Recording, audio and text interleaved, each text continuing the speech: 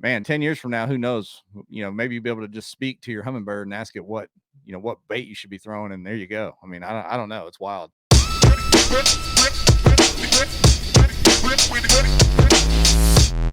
All right, y'all. It's 2023.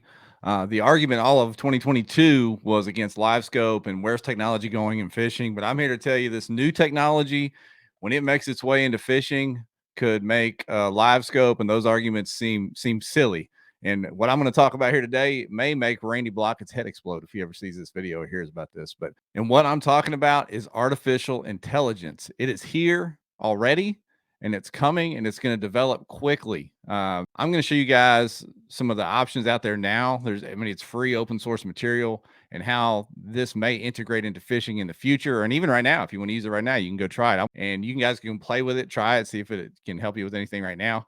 And then we can talk about what it might do and how it might affect things in the future.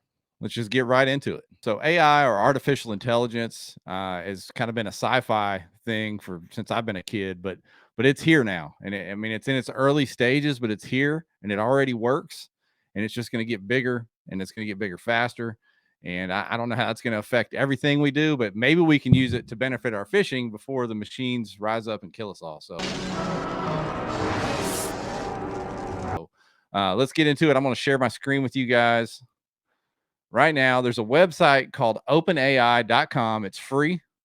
Right here, there's a little video that plays when you go to the website. Join us in shaping the future of technology, it says. So let's log into this thing.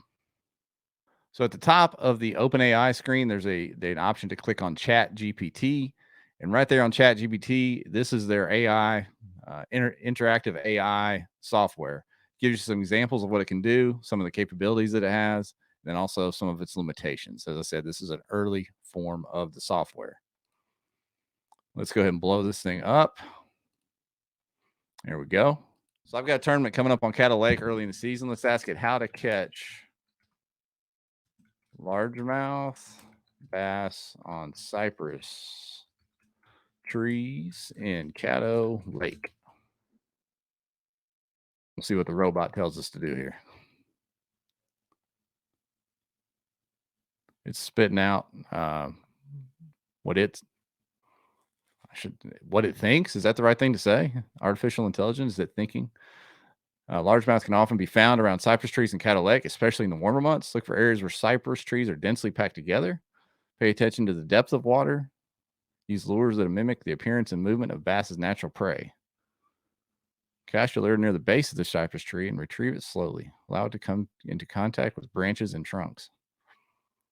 Bass fishing on Lake Gunnersville. That's another early season tournament. What's that going to spit out to me? And the robot is telling me a little blurb about Gunnersville, a few tips for catching bass on Lake Gunnersville. Tell me to pay attention to the time of year, water temp. In the spring, they'll be in the shallows as they start to spawn. Use lures that mimic the appearance and movements of bass in natural play. Okay. All right. Let's pretend we're doing something. Let's go do something different rather than a specific body of water. Here do smallmouth bass spawn.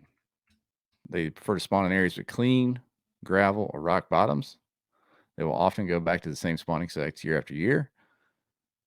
During the spawning season, they'll move into shallower water, usually less than 5 feet deep. It's giving you a whole breakdown of how they spawn, the whole biological, ecological cycle of how that goes. Yes, right now, I guess you could Google some of this stuff as well, but the answers for this are a little bit, I think you can even say, so I typed in more details and it's going to tell me more about smallmouth bass. That's wild.